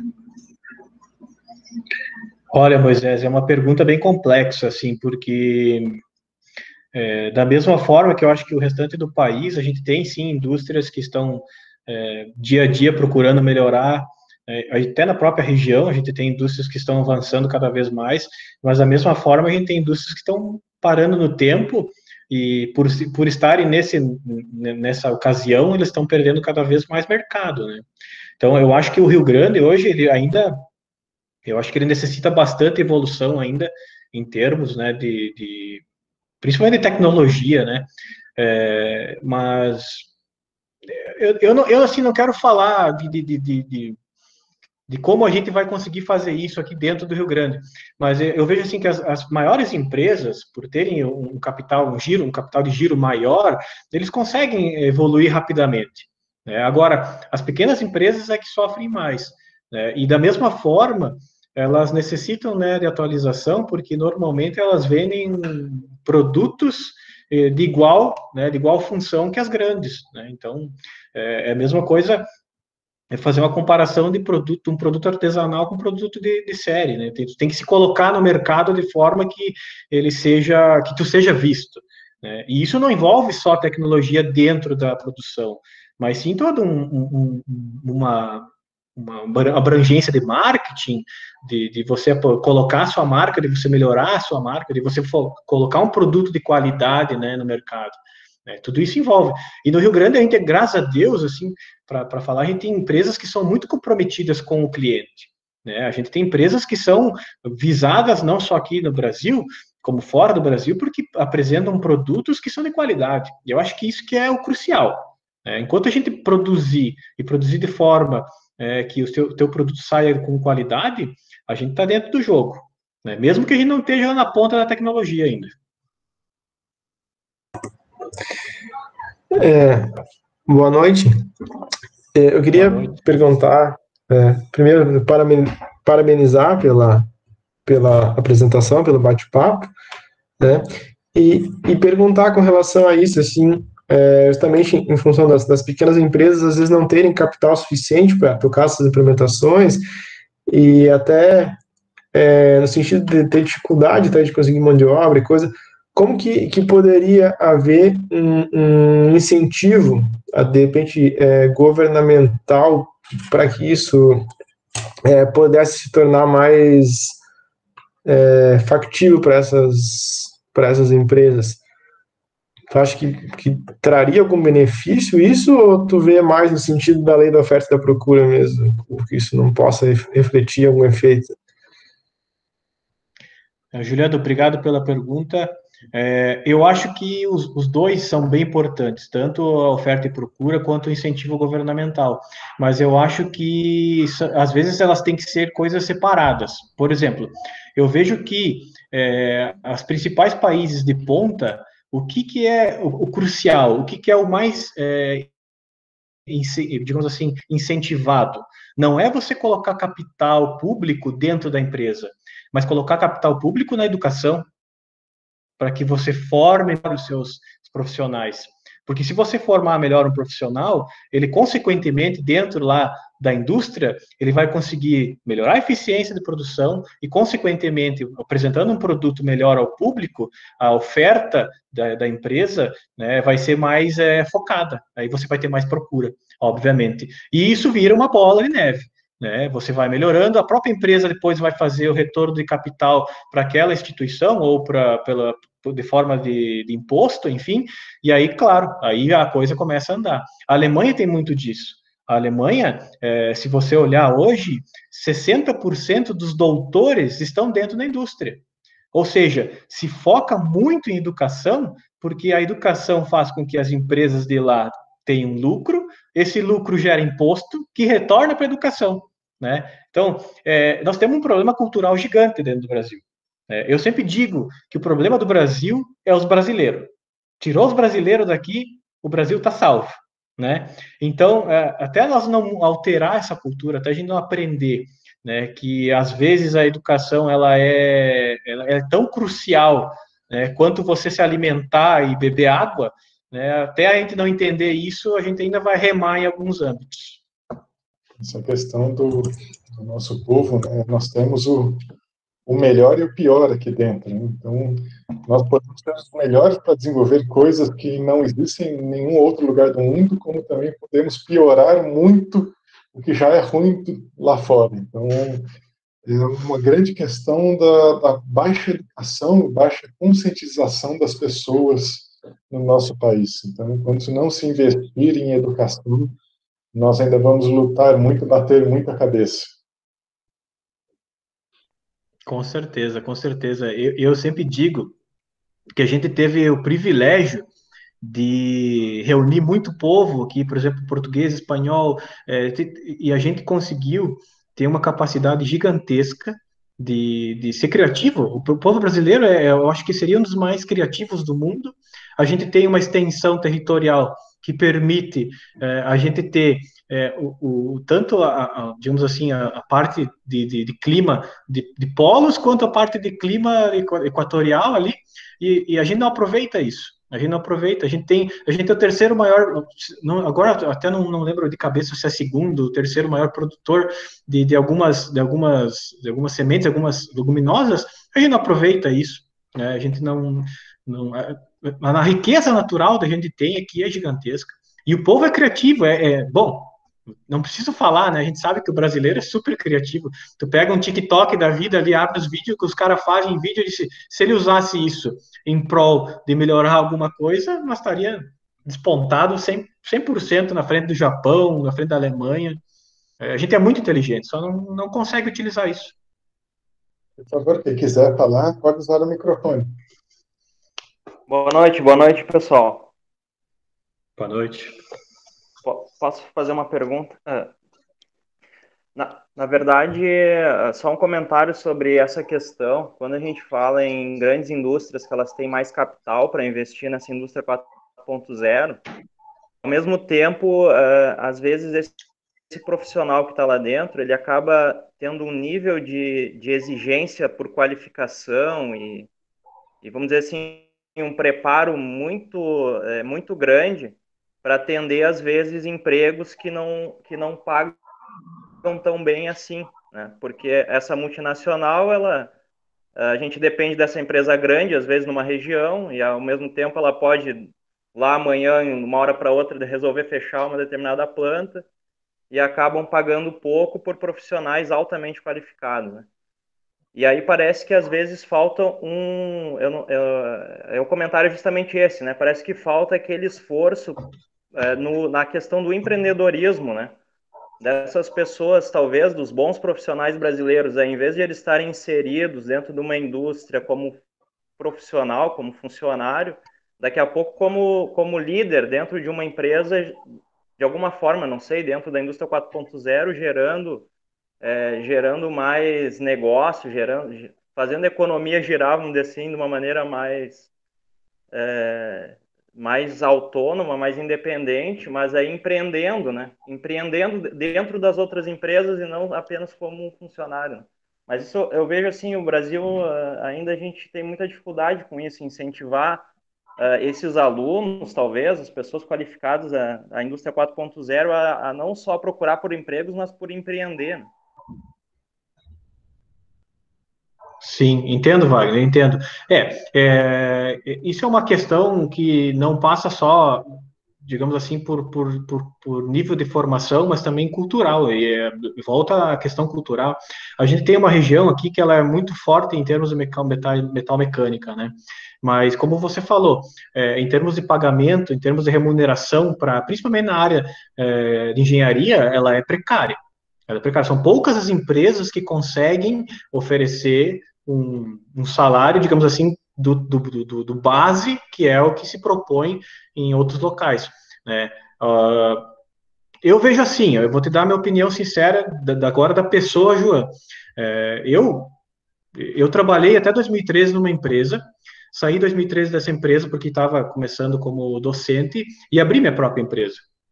E era uma empresa de manutenção e automação, né? No começo, obviamente, eu não tive incentivo nenhum, eu não tinha cliente, entre aspas, né? E eu fui sozinho, fui começando a procurar, a tendenciar locais que eu pudesse, sei lá, apresentar a minha solução, né? E hoje eu vejo que depois de ter feito isso, depois de ter insistido, depois de ter procurado, depois que eu entrei, né, para uma empresa hoje, como funcionário de uma empresa, e eu tive que deixar a minha empresa em si, não que eu tenha fechado ela, mas que ela está de lado no momento, eu vejo que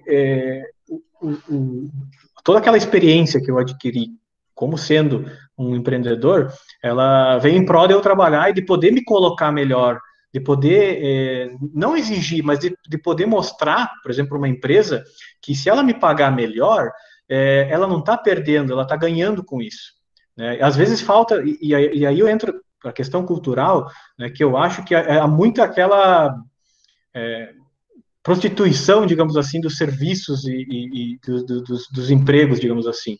Óbvio, quando a gente está precisando, a gente não vai deixar de botar comida na boca de uma criança por causa de R$100, né? Obviamente que isso seria burrice, né? Mas no momento que eu entrei nessa empresa, que eu estou ganhando lá não bem como eu gostaria, por que eu me acomodo e paro, não procuro mais emprego? Por que eu não vou atrás de algo que, quem sabe, não esteja na minha frente e que, quem sabe, por estar na zona de conforto, eu não consigo ver essa solução? Isso também acontece. Eu não estou dizendo que isso que eu não estou te dando como uma solução, que isso é a solução para esses casos. Não, eu estou dando uma opinião do que foi que aconteceu comigo. Poderia ser diferente? Poderia, isso acontece muitas vezes, principalmente, por exemplo, quando você não consegue se deslocar ou sair de uma cidade, né? Você precisa ficar lá, você tem família lá, né? Você tem toda um enraizamento familiar lá dentro, né? Isso dificulta, obviamente, né? Eu vejo hoje, por exemplo, até para alguns alunos eu passo, às vezes me vêm oportunidades de emprego e eu passo para eles, mas às vezes a oportunidade de emprego é lá em Itajaí, é lá em Curitiba, né? Qual é a tua capacidade de dizer assim, não, eu sei que é longe, eu sei que pode estar errado, mas eu vou tentar, eu vou lá, né? Isso também, às vezes, e isso é uma cultura nossa, eu vejo isso, eu também reluto nisso, né?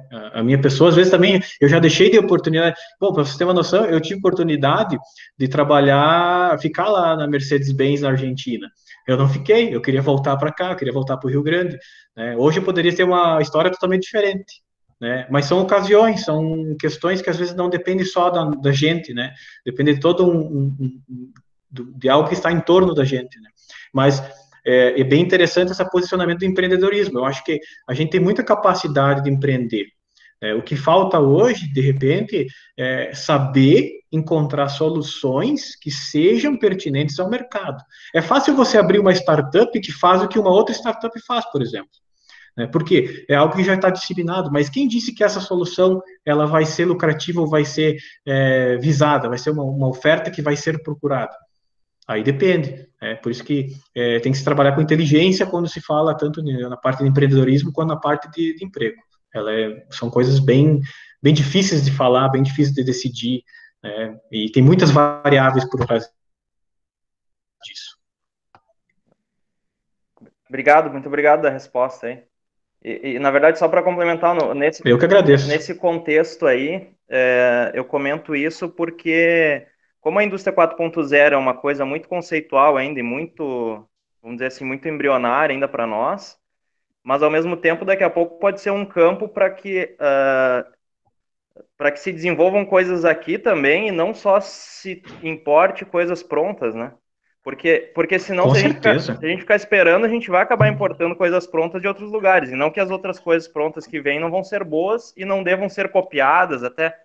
Mas, de alguma forma, não sei como que talvez as próprias faculdades, as próprias instituições de ensino pudessem, talvez, criar um ambiente para que isso acontecesse, né? Para que talvez empresas novas surjam a partir daí, dessas qualificações, né? Das pessoas que estão sendo qualificadas para a indústria 4.0 poder também gerar negócios a partir daqui, né? O que é muito Sim, difícil sozinho, né? perfeitamente, a tua colocação é bem interessante, porque assim, é aquilo que eu falei, né? Se você criar uma solução que ela é útil, você vai crescer, né? Agora, eu discordo um pouco do ponto de vista, porque vamos pegar em termos de instituição, ela com certeza ela deve te incentivar a ser autônomo. A ser autônomo não digo ser um empreendedor, mas autônomo, daquela pessoa que vai conseguir absorver informação. Mas ela não vai conseguir, além desse incentivo, ela não vai poder, por exemplo, ir muito além disso, porque ela também está amarrada a alguma outra ocasião, alguma outra variável, como eu falei antes. Não, mas isso é bem interessante, esse teu ponto de vista, e eu acho que é bem pertinente. A gente criar solução aqui para evitar de, sei lá, pagar taxa de importação, enfim, né? Mas é aquilo que eu falei. Você tem que criar uma solução que ela seja utilizável, ela tem que ser útil. Se ela não for útil, ela não vai crescer e você vai acabar não desabrochando no mercado. Eu acho que o que falta no Brasil não são pessoas solucionando problemas ou tendo ideias para solucionar problemas. É faltar liberdade para elas testarem isso. Porque tem muitos casos, tipo, no Brasil demora meses para você abrir uma empresa, já em outros países demora horas. O Brasil é um dos países menos livres economicamente no mundo. É um dos países que mais se toma tempo para pagar imposto e outras taxas e custos. É um dos países mais regulamentados, mal regulamentados, que gera muitos custos a quem quer investir no Brasil. E por isso, muitos milionários não vêm para cá ou até fogem daqui. E isso torna o Brasil um país pobre e difícil de se empreender. Depende, Guilherme, porque, ó, como tu falou ali, tem locais que você abre uma empresa em 4 horas. Tudo bem. Eu abri uma MEI no site do Sebrae. Então, eu nem precisei sair de casa para abrir uma empresa. Eu tenho CNPJ, eu tenho, claro que depois eu tive que ir lá buscar uma. Eu acabei esquecendo o nome, enfim, o alvará, eu tive que fazer isso. Existe burocracia? Sim, existe burocracia, ela sempre vai existir, né? E, obviamente, existem barreiras, elas vão continuar existindo, né? Mas o abrir uma empresa, eu acho que isso não é o crucial. Eu acho que o crucial é você ter capacidade de, ao abrir uma empresa, poder investir nela, né? Porque não adianta eu me formar e eu vou abrir uma empresa. Beleza, agora eu sou empreendedor. Beleza. Tá, e aí? O que tu vai oferecer no mercado, né, além de ser o empreendedor? Então, eu acho que existem, como eu falei, existem várias variáveis que devem ser levadas em consideração. Porque uma apenas delas ser é empreendedor... insegurança jurídica no Brasil e insegurança de político também, que vai lá e põe uma lei que o cara pensa que é para ajudar, mas no fim ferra um monte de empresa, um ramo inteiro de negócios. Porque foi mal pensado. Mas aí entra muito numa questão política, e eu já não gosto de discutir isso justamente porque é uma questão política. E eu já vejo pelo outro lado. Né? Eu vejo, por exemplo, o exemplo que eu sempre tomo como consciência do meu avô, que ganhou de casamento uma mula e um arado, e que, do passar dos anos, com essa mula e com esse arado, conseguiu transformar isso em trator, conseguiu transformar isso em caminhão, conseguiu transformar isso em colônias de terra. Esse é o exemplo que eu foco. Com a mesma burocracia, com o mesmo país, trabalhando com inflação naquela época gigantesca, né? E óbvio que eu não quero fazer contrapontos, longe disso, tá? Mas existe aquela noção de que se alguma coisa dá certo para alguém, tem que dar certo para outras pessoas também. Da mesma forma que se dá errado para alguém, vai dar errado para outras pessoas também. Então isso é muito variável, é muito variável. Mas fora a questão política, eu acho que eu vejo assim, eu vejo até colegas meus, o próprio Moisés pode me afirmar isso, que abriram empresas, elas patinaram no começo, porque eu acho que ninguém vai sair com 100% de velocidade, mas hoje já estão muito bem colocados. É aquilo que eu falei, você precisa oferecer algo que seja útil. No momento que você fizer isso, independente das dificuldades que você vai ter, a vitória lá no fundo ela é certa. Né? Não pode existir. Vai ter esses empecilhos gigantescos, às vezes você vai desanimar, às vezes vai faltar dinheiro até para fazer outras coisas, mas a persistência leva à excelência. Eu sempre falo isso. Mas você já ouviu a história do Barão de Mauá? Que ele queria investir no Brasil, fez um monte de melhoria, e daí o rei não gostou dele e começou a ferrar ele. Ele terminou a vida pobre. É um maior exemplo de que políticos mal intencionados podem acabar com negócios facilmente. E você já ouviu a história do dono da Tramontina? Ele era opositor na época do prefeito de Carlos Barbosa e tentaram bloquear ele de todo que é jeito. Qual é o tamanho da Tramontina hoje? Essa é a pergunta que eu te deixo. Eu acho que isso é da pessoa, né? Ele pode desistir. O cara da Tramontina poderia ter desistido, abandonado, Mas né? daí tá Com todas comparando as ocasiões. o prefeito com um rei. Mas você não pode comparar isso, né? São épocas diferentes. É a mesma coisa eu falar para ti que meu avô vai usar um iPhone para fazer compra de soja. Ele não vai fazer isso. É uma pessoa de outra época. O mesmo caso dos fundadores da VEG, né, lá de Jaraguá do Sul, né, uma cidade pequena, não tinha muita infraestrutura, e montaram uma fábrica de motores que hoje é uma multinacional com presença em vários países. Então, não é só uma questão de burocracia e política, tem que ter aí uma questão de você desenvolver um produto bom, de você aplicar o conhecimento de uma forma útil, que esse seu produto começa a ser buscado, começa a ser utilizado, e isso vai fazer crescer. É lógico que temos problemas políticos, temos outros problemas financeiros, econômicos, e isso tudo atrapalha, mas não pode ser um motivo para desmotivar a começar. Então, nós É, temos sim. A VEG é um exemplo excelente. Eu esqueci da VEG. Realmente, a VEG hoje é uma empresa gigantesca, né? Ela comprou empresas da própria China, né, para poder fazer produtos para ela mesma, né? É uma coisa muito interessante. E é a maior fabricante de motores, né? É a maior fabricante de motores hoje é a VEG, né? Então, ela é realmente um baita exemplo, bem colocado, professor. Só fique com vontade de participar. Quem não falou até agora pode se manifestar. Se quiser contar alguma experiência, quiser alguma informação, fiquem à vontade. O professor Carlos comentou da Elipse, que começou com 3 estudantes universitários e hoje é uma multinacional com sede em Porto Alegre. Nós temos vários exemplos, né? A própria Embraer, que começou até como pública, quase morreu como pública e depois de privatizar, com um buraco financeiro, se tornou uma empresa aeronáutica. Então, nós temos muitos exemplos. Não se pode desvalorizar o nosso país por causa da política. A política não vai eliminar as nossas possibilidades. Bom, pessoal, não sei, vocês me permitem mais uma pergunta, fugindo um pouco do outro tema, assim, só para criar um tema um pouquinho diferente. Eu trabalho hoje numa indústria, tá? A gente vive essa realidade da automação, que é uma necessidade básica já, né? Já passou até essa necessidade, a gente já está numa necessidade além da automação já, que seria a indústria 4.0, né? Mas eu vejo ainda alguns desafios, por exemplo, não sei como vocês veem isso. O IoT, por exemplo, parece que ele está muito direcionado e indo muito para o caminho das redes 5G, né? E essas redes são redes sem fio. Dentro da indústria, parece que essas redes, essa infraestrutura de rede sem fio, ela não sei se está num patamar robusto o suficiente para conectar dispositivos IoT dentro de máquinas, né?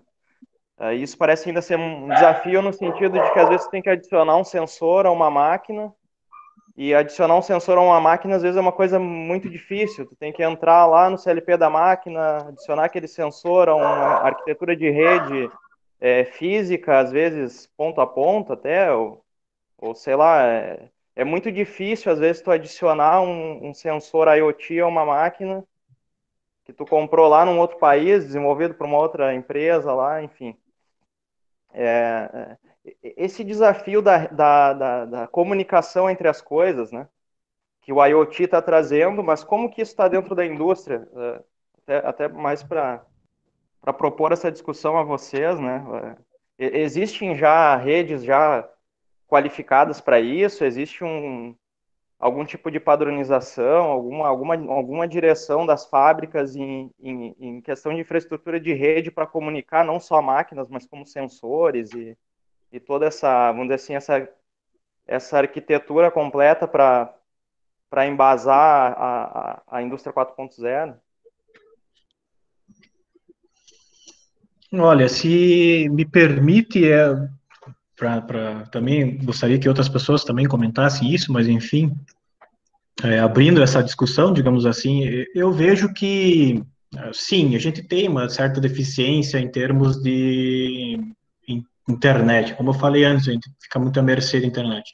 Mas eu acho que isso não vai impedir, por exemplo, que seja criada uma rede interna, porque vamos imaginar que, por exemplo, que para você fazer a comunicação dentro da empresa, não necessariamente você precisa da internet. Né? Você pode direcionar todas as informações para um servidor, e esse servidor, no momento que ele detectar que a banda de rede lá está adequada, ele vai vai jogar na nuvem essas informações. Né? Então, eu acho que também é muito relativo ao que propõe o equipamento, ao que propõe a máquina. Né? E na questão de você colocar, por exemplo, como você mencionou ali, um sensor que utiliza de IoT dentro de determinado equipamento. Bom, a primeira coisa que eu vejo esse equipamento está preparado para receber algo, é a mesma coisa que você querer botar um braço de boneca numa bicicleta. Né? São duas coisas que não casam. Né? Então, eu acho que, antes de tudo, antes de você apresentar o sensor, você tem que apresentar a solução para que o sensor funcione. Então, de repente, sei lá, um investimento numa placa de comunicação sem fio, né? Para ser bem simplório, assim, né? A partir de agora, então, tudo que passar sem fio vai passar por essa placa, e dessa placa vai para o CLP. Então, é relativo, eu acho que é bem relativo a que tipo de equipamento você vai querer fazer um retrofit, por exemplo, né, ao que a empresa se propõe em termos de indústria 4.0, se ela quer fazer com que se utilize da nuvem o tempo inteiro, ou se ela quer armazenar essa informação localmente e depois jogar para a nuvem, né? Hoje, por exemplo, eu tenho soluções que são jogadas diretamente na nuvem o tempo inteiro, só que são soluções que não exigem de banda de internet. É lá um JSONzinho lá de, sei lá, 50 caracteres, que com 1K bit de velocidade eu envio. Então, isso não dificulta, não precisa ser 5G, né, não precisa ser nem, olha, se bobear nem 3G, às vezes não pega e eu consigo enviar essa informação. Né? Então, vai muito do que tipo de informação tu vai ter que enviar, de que tipo de coisa você vai ter que monitorar, é bem relativo, né? E é bem abrangente isso, é bem interessante também nesse quesito, mas eu acho que cabe a gente adequar a solução pela nossa realidade, isso eu acho que é o principal. E complementando o que o João está dizendo, né, ele está perfeito nas colocações, também o professor Carlos comentou ali sobre o IoT, o nosso colega Christian do Uruguai também comentando. Então, existem diversos padrões e sistemas de frequência de sinal sem fio para redes industriais com fio ou sem fio que vão empurrar o IoT. Então, temos muitas opções e isso não está limitado ao 5G. Então, aí houve alguma confusão que o 5G foi pensado para englobar o IoT e não o contrário. Então, o IoT não depende do 5G, ele pode usar diversos outros sistemas, diversas outras redes em frequências variadas, em potências variadas para funcionar. Então, isso, como o colega Christian comentou, dentro da indústria, ele pode ser completamente isolado da internet por questões de segurança. Então, você pode ter uma comunicação sem fio entre um sensor IoT com um CLP ou com um computador industrial. Então, não depende somente de um 5G ou de uma rede fornecida por uma concessionária, por um operador de comunicações.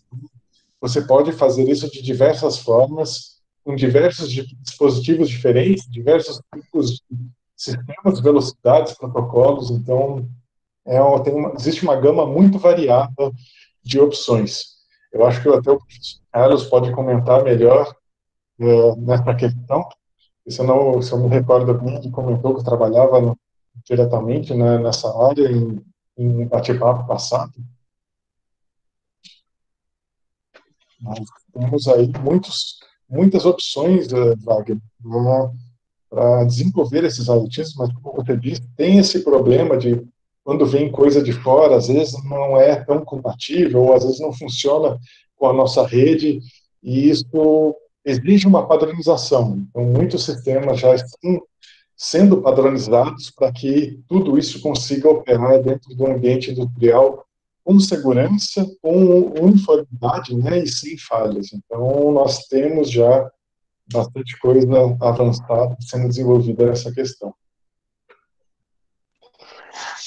Opa, só para complementar, a gente tem algumas coisas já, algumas redes estão em todo o Rio Grande do Sul, inclusive na área de Mora, que tu podes contratar os serviços e com bastante fidelidade. Inclusive, isso aí foi novidade. Eu soube agora, pouco tempo atrás, uma palestra da SKA, que realmente tem algumas operadoras aqui em todo o Rio Grande do Sul, para ter uma noção. E que vários serviços hoje estão sendo desenvolvidos por empresas adaptando fazendo retrofit de máquinas ou complementos usando essas redes. Quer dizer, é uma coisa que não precisa ser Wi-Fi, né? Não precisa ser 5G, como tinhas comentado, né? Até um 3G funciona. E o colega lá do Uruguai falou correto. Até por questão de segurança, é interessante ter uma rede interna e que haja pontos de conexão com a nuvem, com firewalls e tudo mais. Professor Carlos, obrigado pelas colocações. Especificações, nós já estamos chegando quase a 9h30 e chegando no limite do nosso tempo aqui do nosso bate-papo. Então, eu vou urgir para que todos que quiserem participar, que os façam agora. John, vou fazer as colocações finais aí pelo avançar da hora, se ninguém mais tem perguntas aí, dúvidas, né?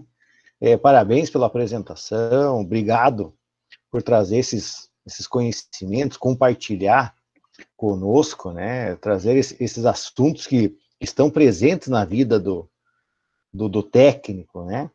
Coloco já à disposição a instituição, né? O IFRS para futuros projetos em parceria com a empresa ou com a UPF, as portas da instituição encontram-se abertas, né? Para a educação aí do nosso povo, né? E foi um prazer aí, uma satisfação revê-lo, compartilhar essa noite contigo aí, e em nome do Instituto, do IFRS Campus Ibirubá, agradeço imensamente a aceitação do convite e ficar com nós aí até essas horas. Eu que agradeço, Moisés, muito obrigado aí pela oportunidade. Gostei muito, assim, apesar de não ser profundamente a área, né, de ensino, mas veja que foi levantado várias perguntas, várias colocações que foram muito, muito importantes, assim, para a noite. Acho que todo mundo, espero que todo mundo esteja saindo daqui com pelo menos uma pontinha de conhecimento melhorada nessa área. E como eu falei, obviamente, eu não detenho de todo o conhecimento, ainda tenho muito a conhecer sobre essa área. É algo que me instiga muito em termos profissionais, e com certeza eu sempre estou aberto aí, se precisar, a gente pode até trabalhar junto em vários âmbitos aí, não se preocupe, a parceria sempre foi, né, porque formada na UPF é sempre irmão, né, então isso me deixa muito feliz, eu fico muito feliz aí pela oportunidade de vocês, de poder participar, agradeço muito a participação de todos aí, dos alunos, ex-alunos, de todos os lugares, enfim, professores, né, todo mundo aí, muito obrigado.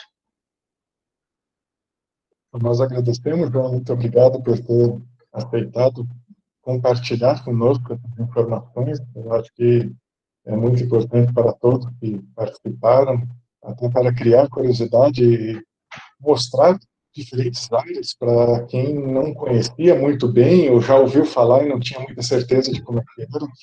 Então, tenho certeza que todos saíram conhecendo mais e com mais dúvidas e mais curiosidades. Espero que possamos resolver esses problemas, essas dúvidas, num tempo posterior. Então, eu agradeço ao João, agradeço a todos que estiveram presentes, aos professores, alunos e convidados.